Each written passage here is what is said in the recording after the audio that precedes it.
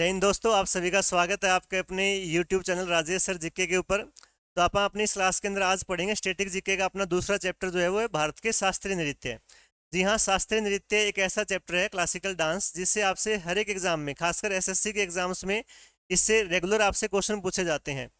और शास्त्रीय नृत्य के बहुत बेहतरीन प्रश्न बनते हैं आपकी क्लास के अंदर, ये अपने एग्जाम के अंदर। इस क्लास के अंदर आप डिस्कस करेंगे शास्त्रीय नृत्य, उनकी विशेषताएं, कितने शास्त्रीय नृत्य है, कौन सा शास्त्रीय नृत्य किस राज्य से संबंधित है और उनके कलाकार कौन से हैं, और प्रमुख प्रमुख उनके घराने कौन से हैं, वो भी आप इसके अंदर डिस्कस करेंगे साथ में। तो जो बच्चे मेरे साथ पहली बार जुड़े हैं, एक बार वो इस क्लास को ज़्यादा से ज़्यादा शेयर कर देंगे, चैनल को सब्सक्राइब कर लेंगे। तो आप अपनी इस क्लास के अंदर जो डिस्कस करने वाले हैं, सबसे पहले वो शास्त्रीय नृत्य के बारे में पढ़ेंगे कि शास्त्रीय नृत्य है क्या।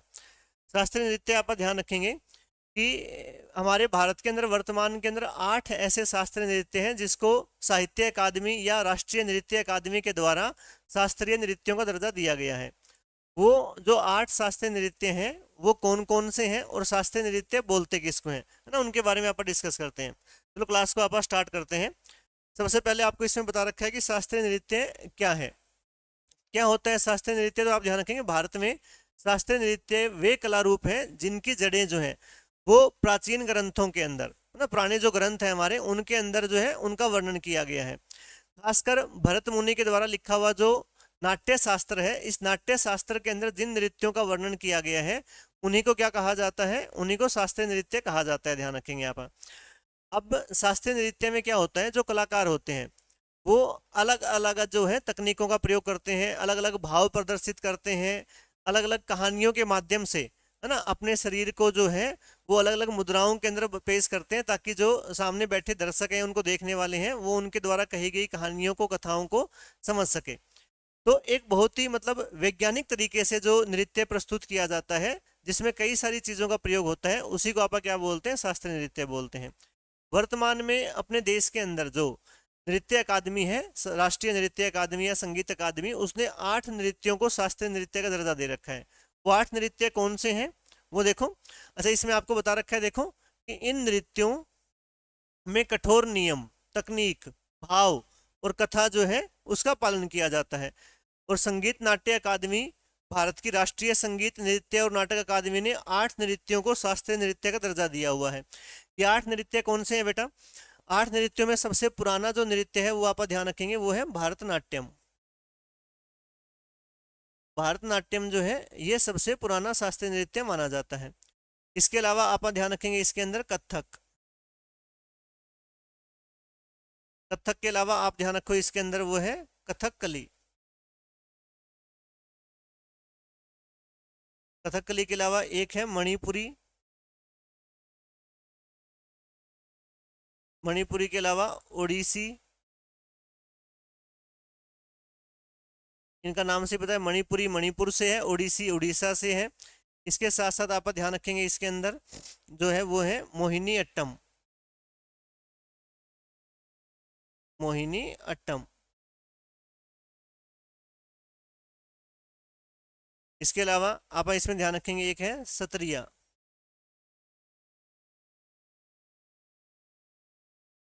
भरतनाट्यम, कथकली, मोहिनी अट्टम, ओडिसी, ये सारे आपको ध्यान रखने हैं कि ये हमारे देश के शास्त्रीय नृत्य हो जाएंगे भाई।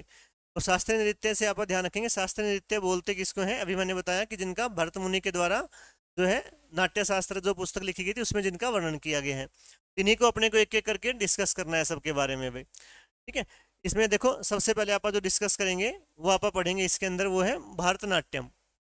भरतनाट्यम किस राज्य से है? तो आपको ध्यान रखना है कि तमिलनाडु के से संबंधित है ये। इसके बारे में आपको बता रखा है कि भरतनाट्यम जो है भारत का सबसे पुराना शास्त्रीय नृत्य माना जाता है, सबसे पुराना नृत्य होगा ये।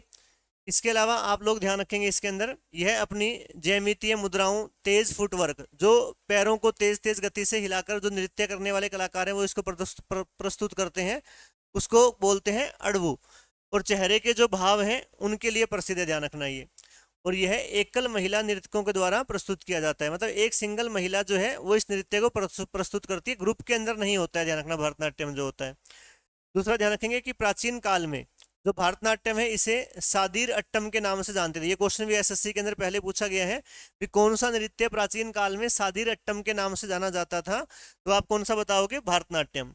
या इसको दासी अट्टम के नाम से भी जाना जाता था, ध्यान रखना है आपको, क्योंकि मंदिरों के अंदर जो प्राचीन काल में जो मंदिर थे, मंदिरों में जो देवदासी होती, देवदासी किसको बोलते हैं?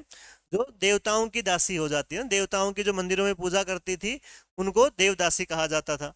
तो मंदिर के अंदर वो देवताओं के लिए नृत्य किया करती थी, उनको देवदासी बोलते हैं।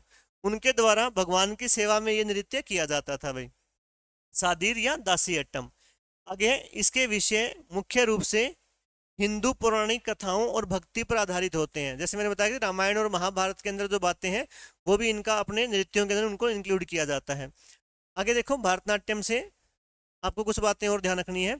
इसका नाम भारतनाट्यम कैसे पड़ा, इसको लेकर दो विचारधाराएं हैं। देखो, भारतनाट्यम नाम की व्याख्या दो तरीकों से की जाती है। दो तरीके कौन से हैं? यह भारत मुनि के नाम पर रखा गया है।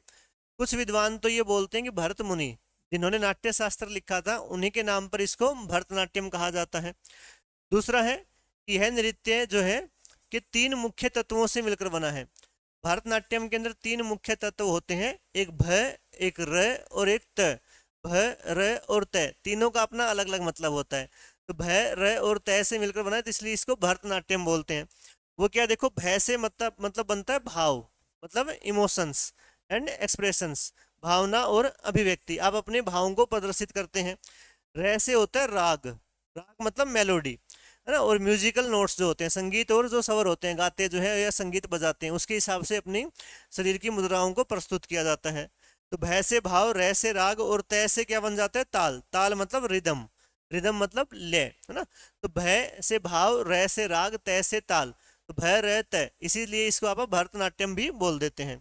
नाट्यम का मतलब होता है डांस, डांस और ड्रामेटिक रिप्रेजेंटेशन, नृत्य या नाटक जिसको बोल देते हैं। इसीलिए इसको तीनों से मिलाकर भरतनाट्यम कहा जाता है, ध्यान रखना, जिसमें भाव भी है, राग भी है और ताल भी है। अब भरतनाट्यम से ध्यान रखना है आपको कि भरतनाट्यम जो है इसके प्रमुख कलाकार कौन से हैं। सबसे मेन जो पॉइंट है वो यही है आपके एग्जाम के लिए, कौन सा कलाकार किस नृत्य से संबंधित है, ये आपसे पूछा जाता है। तो भरतनाट्यम से सबसे इंपॉर्टेंट जो आपको नाम ध्यान रखना है वो है रुक्मणी देवी अरुडेल। रुक्मणी देवी अरुडेल ध्यान रखेंगे आप। राज्यसभा में मनोनीत होने वाली पहली महिला भी यही थी। राज्यसभा में पहली महिला रुक्मणी देवी को ही नॉमिनेट किया गया था। ये काफी इंपॉर्टेंट है, इसको आप स्टार लगाकर इसको याद रखेंगे। आगे इसमें बता रखा है, देखो, इस कला को पुनर्जीवित करने और सम्मान दिलाने का श्रेय जो है वो रुक्मणी देवी को ही जाता है। भरतनाट्यम को प्रसिद्धि जो दिलवाई अभी नए समय में, वो रुक्मणी देवी ने दिलवाई। दूसरा इसमें आप ध्यान रखेंगे टी बाला सरस्वती, ये मोस्ट इंपोर्टेंट ये भी रहने वाला है, टी बाला सरस्वती। टी बाला सरस्वती जो है इसको अभिनय की रानी जो है वो भी कहा जाता है, ध्यान रखना। अभिनय की रानी पूछे तो टी बाला सरस्वती किस नृत्य से संबंधित है? भरतनाट्यम से। यामिनी कृष्ण मूर्ति, मोस्ट इंपोर्टेंट आपके एग्जाम के लिए, यामिनी कृष्ण मूर्ति जो है भरतनाट्यम और कुचिपुड़ी, कुचिपुड़ी मैंने शायद बताया नहीं था ना, कुचिपुड़ी भी हाँ एक शास्त्रीय नृत्य आपका आंध्र प्रदेश से। भरतनाट्यम और कुचिपुड़ी जो है इन दोनों के अंदर निपुण है, ध्यान रखना, दोनों शास्त्रीय नृत्य से संबंधित है यामिनी कृष्ण मूर्ति। तो रुक्मणी देवी, बाला सरस्वती, यामिनी कृष्ण मूर्ति। इसके अलावा ध्यान रखेंगे आप पद्मा सुब्रमण्यम, सारी महिलाओं के ही नाम होंगे, ध्यान रखना इसमें, क्योंकि महिलाएं ही करती हैं भरतनाट्यम। पद्मा सुब्रमण्यम ध्यान रखेंगे, एक नर्तकी भी है, डांसर है, कोरियोग्राफर भी है और रिसर्च भी करती है, शोधकर्ता भी है ये। इसके अलावा ये भी इंपॉर्टेंट है आपके एग्जाम के लिए, मृणालिनी साराभाई, भारतनाट्यम से। इसके अलावा मल्लिका साराभाई, साराभाई जो है दोनों बहनें, ये दोनों किस नृत्य से हैं? ये भरतनाट्यम से हैं। सोनल मानसिंह, मोस्ट इंपोर्टेंट है आपके एग्जाम के लिए, सोनल मानसिंह भरतनाट्यम से। भरतनाट्यम और ओडिसी दोनों की प्रसिद्ध कलाकार हैं ये ना, भरतनाट्यम भी करती हैं और ओडिसी नृत्य भी करती हैं ये। इसके अलावा ध्यान रखेंगे आप वैजयंती माला, है ना, काफी प्रसिद्ध एक्टर भी रही थी, अभिनेत्री रही थी अपने भारत में, वैजयंती माला प्रसिद्ध अभिनेत्री भी है और डांसर भी है। इसके अलावा लीला सैमसन, कई बार एग्जाम में आता है, लीला सैमसन का संबंध जो है ये किससे है? तो ये भारतनाट्यम से है। इसके अलावा अलारमेल वल्ली, अलारमेल वल्ली ये भी ध्यान रखेंगे आप। तो मेन ये कलाकार हैं, इनका आप लोगों को ध्यान रखना है। वैसे और भी बहुत सारे हैं, मैंने आपके लिए सिलेक्टेड से सिलेक्ट किए हैं जो कम पढ़कर आप एग्जाम में अच्छा नंबर अपना स्कोर कर सकते हैं ना। होने के तो और भी बहुत सारे हैं, लिस्ट काफ़ी सारी लंबी हो जाती है इनकी, लेकिन आपके एग्जाम को ध्यान में रखते हुए मेन मैंने इसमें सेलेक्ट किए हैं भाई। कौन कौन से दोबारा देखो, रुक्मणी देवी अरुणेल राज्यसभा में मनोनीत होने वाली पहली महिला, भारतनाट्यम को प्रसिद्धि दिलवाई और पुनर्जीवित किया। टी बाला सरस्वती अभिनय की रानी कही जाती हैं। यामिनी कृष्णमूर्ति भरतनाट्यम और कुचिपुड़ी दोनों से संबंधित है। पद्मा सुब्रमण्यम, मृणालिनी साराबाई, मल्लिका साराबाई, सोनल मानसिंह मोस्ट इंपोर्टेंट है, भरतनाट्यम और ओडिसी दोनों से संबंधित है। वैजंती माला बाली अभिनेत्री है और डांसर भी है। लीला सैमसन और अलारमेल वल्ली। अच्छा, आप एक क्लास और इसके अंदर लेकर आएंगे, उसमें आप पढ़ेंगे इसके अंदर भी इनको कौन कौन से प्रसिद्ध पुरस्कार मिले हुए हैं और कौन सा पुरस्कार इनको कब मिला था, क्योंकि आपका जो एग्जाम होने वाला है अभी आगे उसमें ये पुरस्कार से क्वेश्चन भी बनते हैं। तो मैंने इसमें नहीं लिखे हैं आपको, कि सारा सब कुछ मिक्स हो जाता है। उसकी आप एक अलग से क्लास बनाएंगे भी, किस प्रसिद्ध व्यक्ति को किस वर्ष में कौन सा पुरस्कार मिला हुआ है, वो भी आप अलग से डिस्कस करेंगे। तो भरतनाट्यम से हमें इतनी बातें ध्यान रखनी है। इसके बाद नेक्स्ट है देखो अपना, वो है कथक। कथक किस राज्य से संबंधित है, तो इसका राज्य ध्यान रखेंगे आप, उत्तर भारत या मुख्य रूप से उत्तर प्रदेश। कथक जो है इसको दो राजघरानाओं में जो है स्थान दिया था। दो राजघराने थे प्राचीन काल में या मध्य काल में बोल दें आप, जिन्होंने कथक को विकसित करने में भूमिका निभाई थी। एक तो लखनऊ के अंदर अवध जो था, अवध जो शासक था वाजिद अली शाह, उसने इसको बढ़ावा दिया। दूसरा जयपुर के जो शासक थे, उन्होंने भी कथक को विकसित करने में महत्वपूर्ण भूमिका निभाई थी। तो हमें इनके घराने भी ध्यान रखने पड़ेंगे और कौन सा जो कलाकार है किस घराने से संबंधित कथक में, वो भी आप ध्यान रखेंगे। तो कथक में क्या होता है देखो, इसको समझते हैं एक बार। जो कथक शब्द है कथा से बना हुआ है ना, कथा से बना हुआ है कथक। कथा मतलब कहानी। अब है जिसका अर्थ होता है कहानी सुनाना।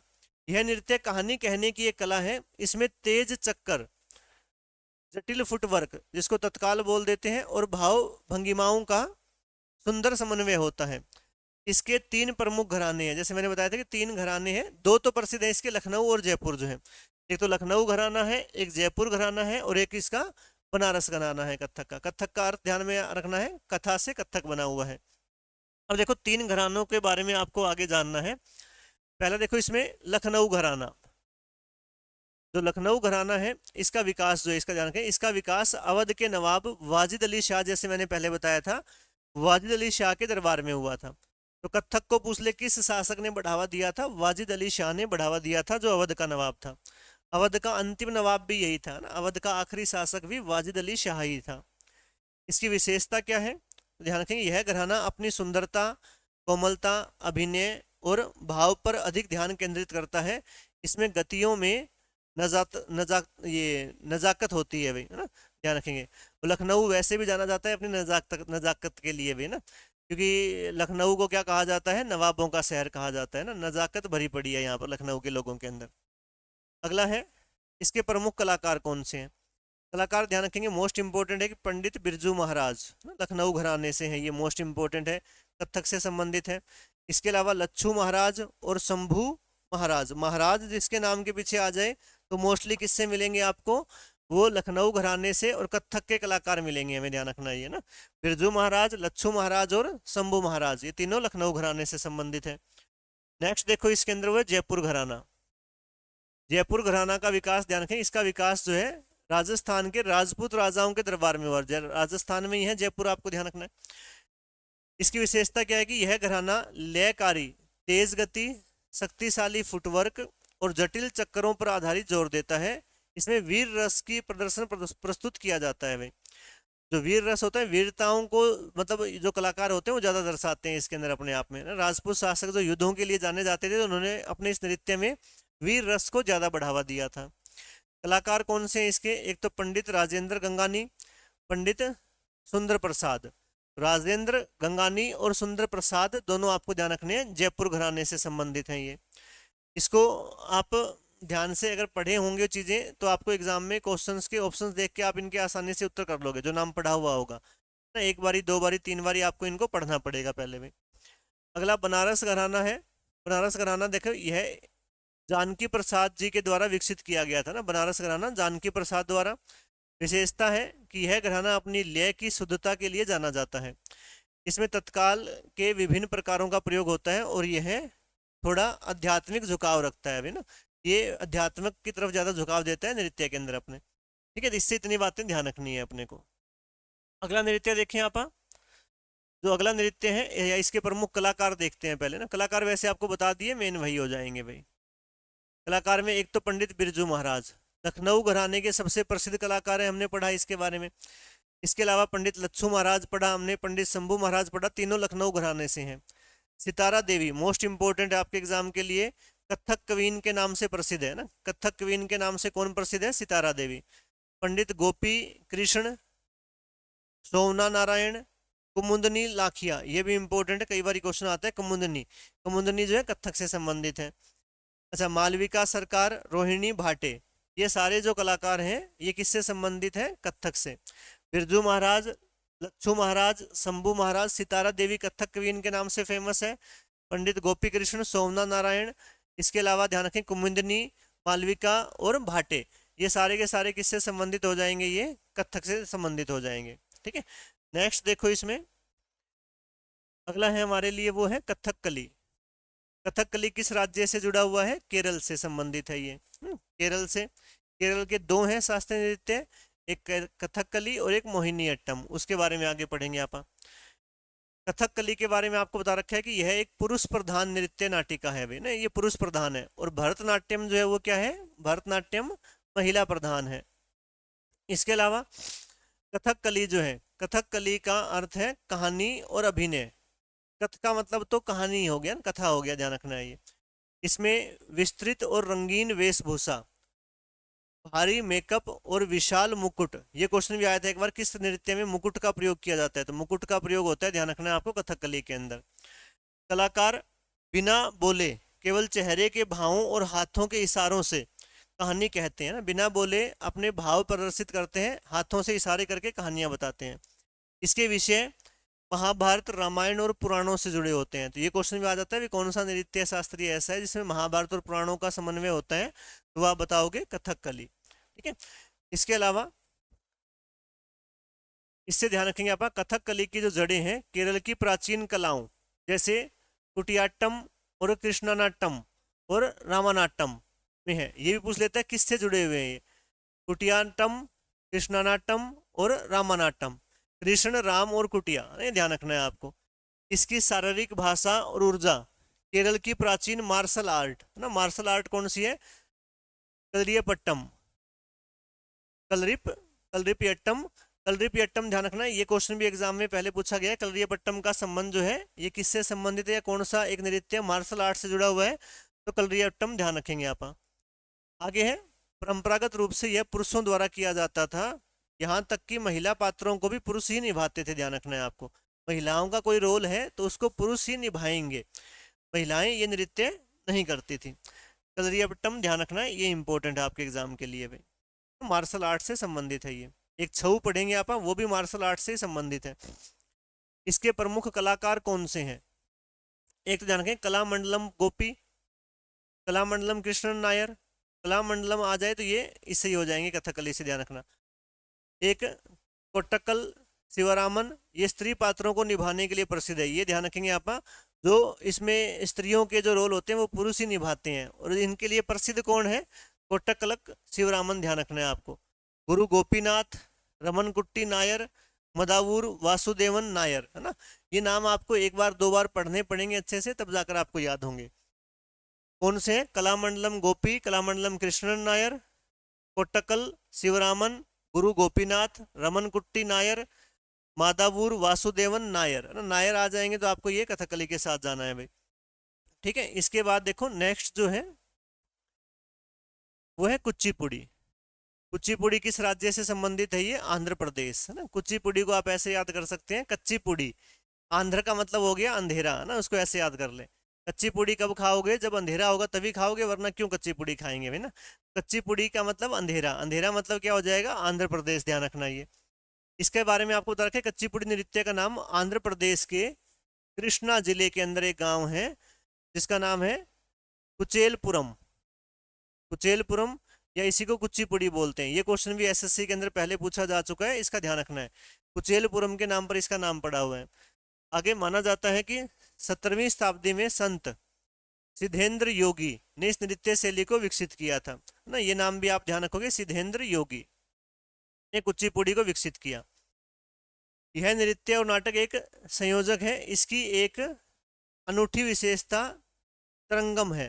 तरंगम का संबंध पूछे तो भी आप किसको बताओगे, कुचिपुड़ी को, जिसमें नर्तक पीतल की थाली के किनारे पर खड़े होकर और सिर पर पानी का बर्तन रखकर नृत्य करता है ना।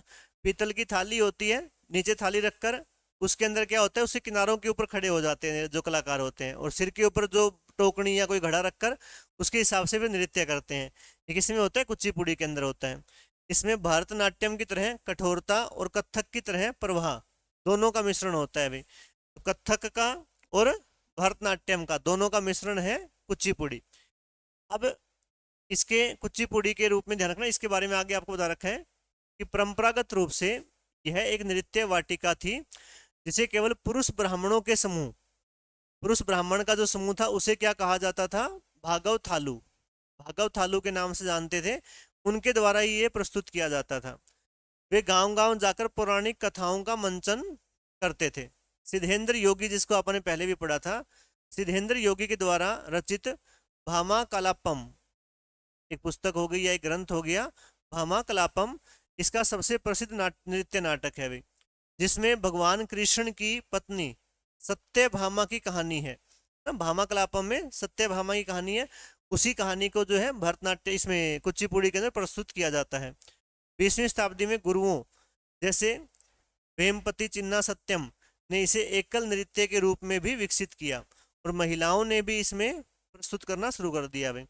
मतलब पहले ये पुरुष ही करते थे और बाद में 20वीं शताब्दी के अंदर क्या हुआ, इसे महिलाओं के द्वारा भी प्रस्तुत किया जाने लगा।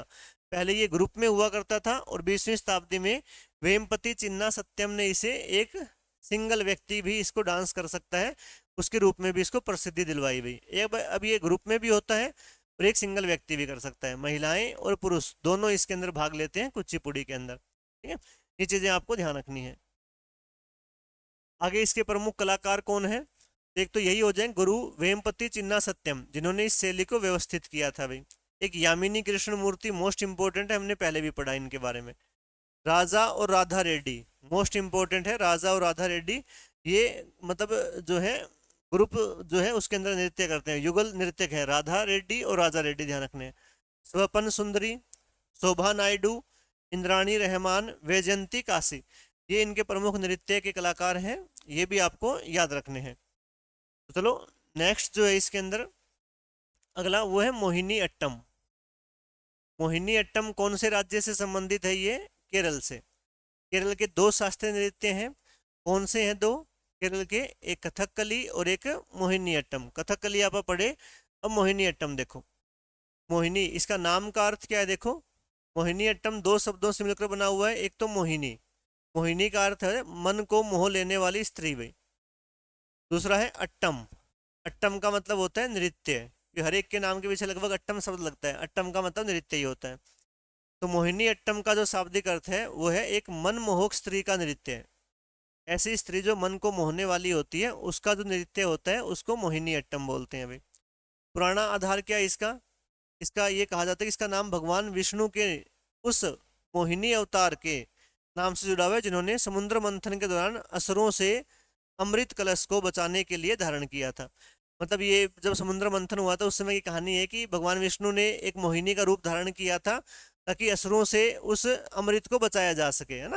वो असुरों के लिए किया था, उसके नाम पर इसका नाम रखा हुआ है ना, कुछ कथाओं के अंदर ये भी बताया गया है।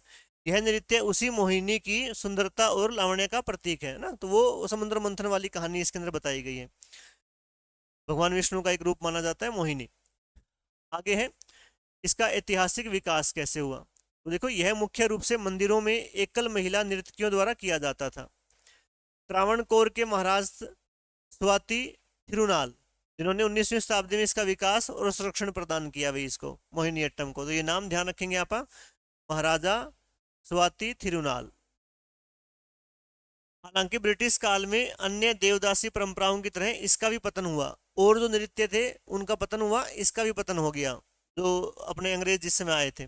बाद में 20वीं शताब्दी में महान मलयालम कवि वलथोल नारायण मेनन और कलामंडलम कल्याणी कुट्टू अम्मा जैसे कलाकारों ने इसे पुनर्जीवित किया। तो ये दो नाम ध्यान रखने हैं आपको, वलथोल नारायण मेनन और कलामंडलम कल्याणी कुट्टी अम्मा ने इनको फिर से विकसित किया, फिर से इसको जीवित किया इस नृत्य को। इसके कलाकार कौन से हैं जो भी आपको बताया मैंने, एक तो कलामंडलम कल्याणी कुट्टी अम्मा, मोहिनी अट्टम की जननी कहा जाता है इसको भी। एक सुनंदा नायर, स्मिता राजन, कनक रेले, नीना प्रसाद, गोपिका वर्मा, जयप्रभा मेमन मेनन। मेन है इसमें कलामंडलम कल्याणी कुट्टी अम्मा, इन्होंने ही क्या किया था, मोहिनी अट्टम को पुनर्जीवित किया था। अंग्रेजों के समय जो ये खत्म हो गई थी परंपरा, उसको दोबारा नए सिरे से शुरू किया था इन्होंने भी, इसीलिए इसको मोहिनी अट्टम की जननी भी कहा जाता है। सुनंदा नायर, स्मिता राजन, कनक रेले, नीना प्रसाद, गोपिका वर्मा, जयप्रभा मेनन, ये सारे जो है ये मोहिनी अट्टम से संबंधित कलाकार हैं। नेक्स्ट जो है इसके अंदर वो है ओडिसी। ओडिसी नाम से पता है किस राज्य से जुड़ा हुआ है, ये ओडिशा से।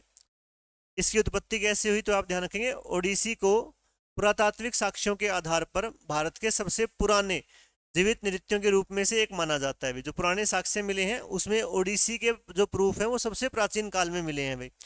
इसका उल्लेख जो है ये भरत मुनि के नाट्य शास्त्र में ऑर्डर मागधी के रूप में मिलता है। तो ये नाम इंपॉर्टेंट है, ध्यान रखना आपको, ऑर्डर मागधी। ऑर्डर मागधी के नाम से किस नृत्य का वर्णन है तो आप बताओगे ओडिसी का वर्णन मिलता है भरतनाट्यम के अंदर।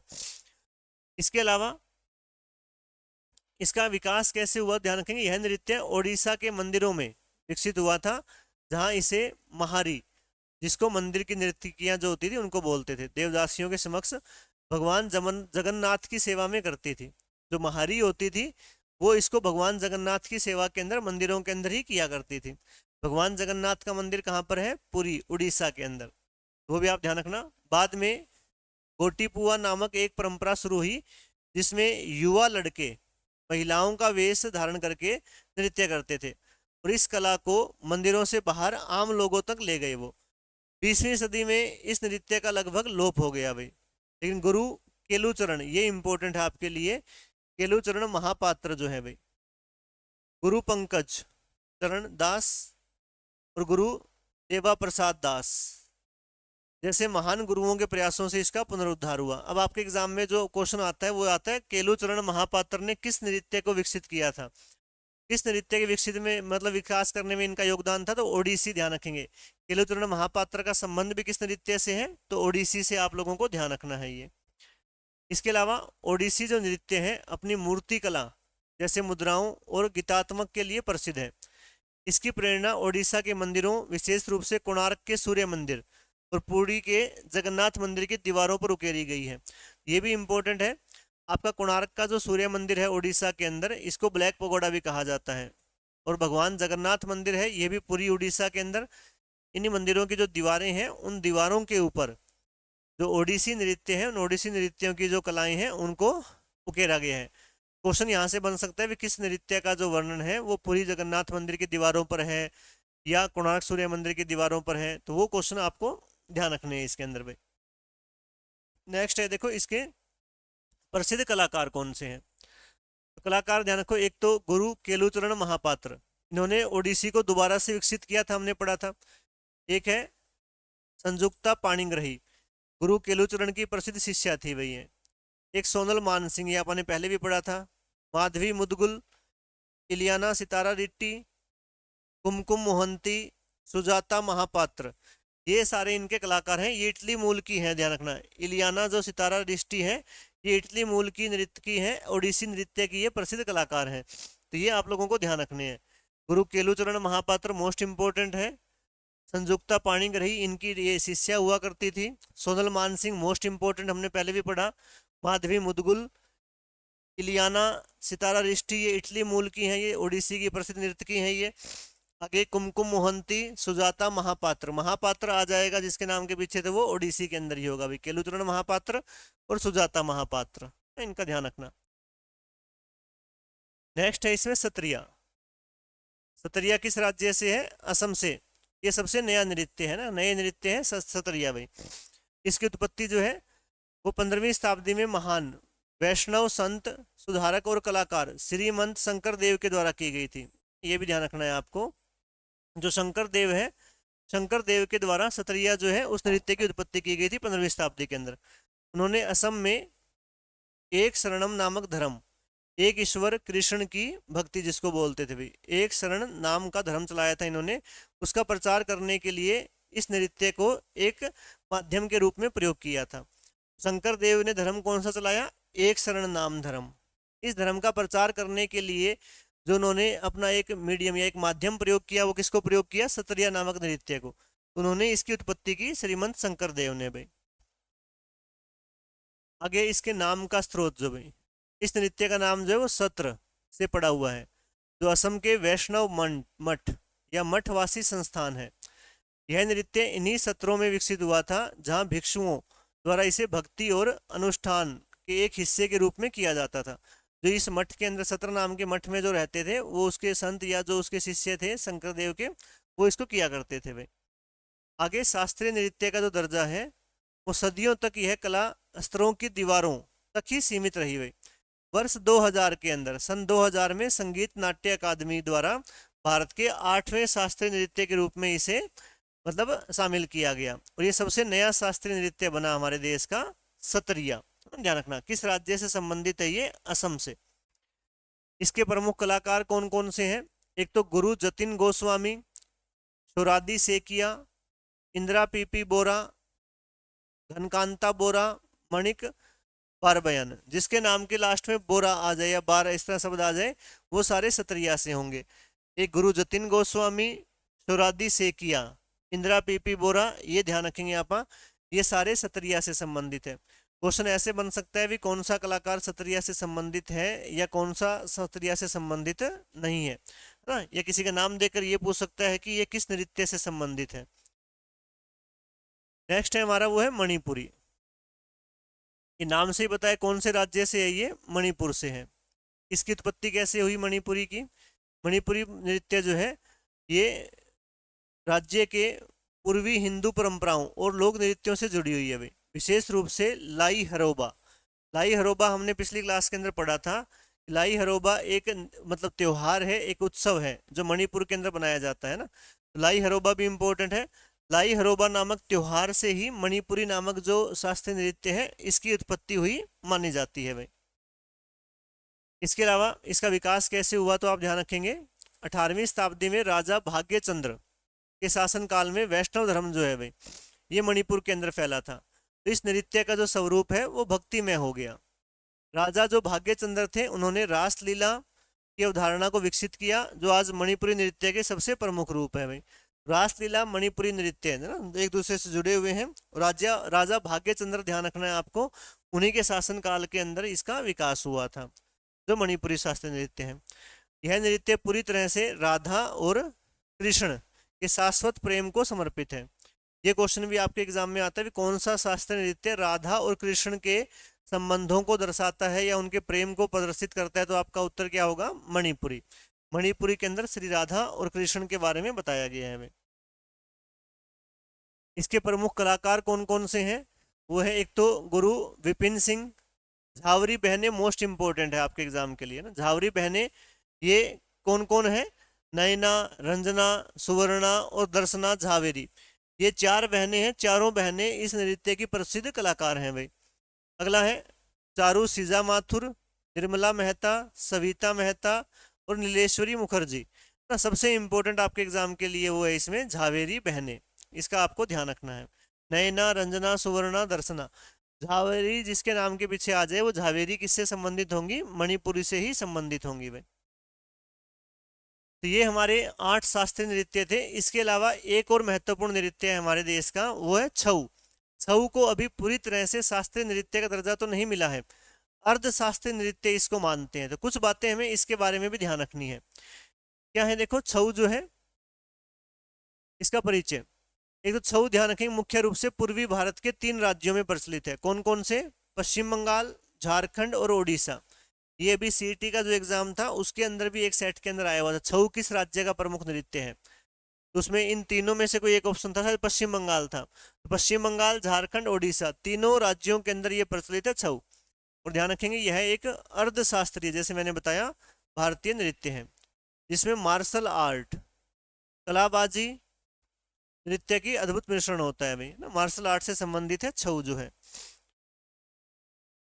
आगे इसमें बता रखे हैं इसके नाम की उत्पत्ति कैसे हुई है। छाऊ जो शब्द है उसकी उत्पत्ति को लेकर कई मान्यताएं हैं। कुछ विद्वानों ने इसे संस्कृत का शब्द छाया जो है भाई, छाया से जोड़े हैं, जिसका अर्थ होता है छाया, छवि या मुखौटा।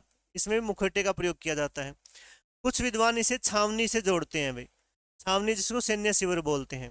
क्योंकि छावनी से क्यों जोड़ते हैं, क्योंकि इसकी जो गतियां होती हैं युद्ध कला से आधारित होती है। इस नृत्य के अंदर युद्ध कला को या मार्शल आर्ट को प्रदर्शित किया जाता है, जिसकी वजह से आगे इसका विकास जो है एक लोक परंपरा के रूप में हुआ था, जो सूर्य देव की पूजा से जुड़े हुए चैत्र पर्व जो है नामक वार्षिक उत्सव के दौरान किया जाता था भाई। यह नृत्य सूर्य, शक्ति और प्रकृति का उत्सव होता है। छऊ जो होते हैं, इस छऊ में ध्यान रखना, इस छऊ के तीन प्रमुख शैलियां हैं इसकी, या तीन घराने बोल सकते हैं इसके। पहला जो है वो है पुरुलिया छऊ। पुरुलिया छऊ जो है ये पश्चिम बंगाल के अंदर किया जाता है। इसकी पहचान क्या है कि यह शैली अपने विशाल और विस्तृत मुखौटों के लिए प्रसिद्ध है भी ना। जो पुरुलिया छऊ है इसमें मुखौटों का प्रयोग किया जाता है। ये मुखौटे पौराणिक पात्रों, देवी देवताओं, असुरों को दर्शाते हैं और बहुत ही कलात्मक होते हैं भाई। शैली कैसी होती है इसकी पुरुलिया छऊ की, तो बहुत ऊर्जावान, नाटकीय और कलाबाजी से भरपूर होता है भाई। इसमें तेज गति से छलांग लगाना, घूमना, जमीन पर लेटना, ये सब चीजें शामिल होती है। और ये शैली कहानी कहने के बहुत जोर देती है, अभी कहानी भी कही जाती है छऊ के अंदर। तो पुरुलिया छऊ जो है पश्चिम बंगाल में होता है, और मेन जो है इसमें मुखौटों का प्रयोग होता है, और इसमें मार्शल आर्ट या ये कलाबाजी से भरपूर होती है। मुखौटे भी देवी देवता और असुरों से संबंधित होते हैं, ये चीज आप ध्यान रखेंगे। दूसरा जो है इसका वो है सरायकेला छऊ। पुरुलिया छऊ के बाद सरायकेला छऊ, ये झारखंड के अंदर होता है। इसमें भी मुखौटों का प्रयोग किया जाता है, लेकिन ये पुरुलिया छऊ की तुलना में अधिक सूक्ष्म, प्रतीकात्मक और काव्यात्मक होते हैं। ये मुखौटे पात्र की पूरी पहचान नहीं बताते, बल्कि एक भाव और विचार को प्रदर्शित करते हैं भाई। इसकी शैली कैसी है, तो यह शैली पुरुलिया की तुलना में अधिक गीतात्मक, कोमल और सुरुचिपूर्ण होती है। इसमें शरीर के ऊपरी हिस्से के संचालन पर अधिक ध्यान दिया जाता है। ये पुरुलिया छऊ में मुखौटों का प्रयोग होता है, इसमें भी मुखौटों का प्रयोग होता है। अंतर ये है कि पुरुलिया छऊ जो होता है उसमें तो जो मुखौटे कलाकार पहनते हैं वो किसी देवी देवता या असुर से संबंधित होते हैं, और जिसके होंगे वो मुखौटे वो उसको पहचान दिलवा देंगे इस देवता का है या इस असुर का है। इसमें पहचान नहीं दिलवाएंगे, मुखौटों का तो प्रयोग होता है लेकिन वो एक सिर्फ प्रतीक, एक सिंबल के रूप में होता है। पूरी तरह से आपको पता नहीं लगेगा कि किस देवी, किस देवता या किसका मुखौटा है ये। इतना सा फर्क है इसके अंदर। नेक्स्ट जो तीसरा प्रकार है इसका, उसको बोलते हैं मयूरभंज छऊ। ये मयूरभंज जो छऊ है ये किया जाता है उड़ीसा के अंदर। यह छऊ की एकमात्र शैली है जिसमें मुखौटों का प्रयोग नहीं किया जाता ना। मयूरभंज छऊ में मुखौटों का प्रयोग नहीं होता, बाकी पुरुलिया और दूसरे के अंदर होता है। शैली जो है इसमें मुखौटे नहीं होते, इसलिए नृतक अपने चेहरे के भावों का उपयोग करते हैं। यह शैली बहुत ही परिष्कृत और सुंदर है, जिसमें कोमल और शक्तिशाली दोनों प्रकार की गतियां होती हैं। इसे तीनों शैलियों में सबसे विकसित माना जाता है। सबसे विकसित जो है वो मयूरभंज छऊ ही मानते हैं, जो उड़ीसा के अंदर होता है। इसके कलाकार कौन कौन से हैं? छऊ के तो सुधेंद्र नाथ सिंहदेव, गोपाल प्रसाद दुबे, केदारनाथ साहू, पंडित श्यामा चरणपति, तो ये इसके प्रसिद्ध कलाकार हैं। तो ये छऊ जो है हमारा अभी शास्त्रीय नृत्य के रूप में जुड़ा नहीं है, हो सकता है जल्दी इसको शास्त्रीय नृत्य के रूप में मान्यता मिल भी जाए भाई। तो ये हमारे 8 शास्त्रीय नृत्य और एक छऊ है भाई, है ना। तो आपको इनको सबको ध्यान से पढ़ना है और अपने अच्छे से नोट्स बना लेने हैं, जो बच्चे क्लास को ढंग से देख रहे हैं वो भाई। बार बार आपको क्लास ना देखो तो आपको इनको अच्छे से लिख लेना है। बाकी टेलीग्राम जो चैनल है हमारा, उसके ऊपर आप इसको वीडियो को शेयर करते हैं। टेलीग्राम चैनल लिखा हुआ है नीचे राजेश सर जीके के ऊपर, ठीक है। चलो इसी तरह से अगली क्लास में मिलते हैं। फिर बाद में एक और जो अपनी स्ट्रेटेजी की क्लास रहेगी वो जल्दी आएगी। बाकी आप कोशिश करेंगे कि अब आपने 2 चैप्टर जो पढ़े हैं, एक उत्सव और त्योहार और एक ये शास्त्रीय नृत्य, इनके आप पहले क्वेश्चंस की प्रैक्टिस में आप लोगों को करवाऊँ। तो अगली क्लास में आप इनके क्वेश्चंस करेंगे जो मेन मेन बन सकते हैं, ठीक है। मिलते हैं अगली क्लास में, तब तक के लिए बाय बाय।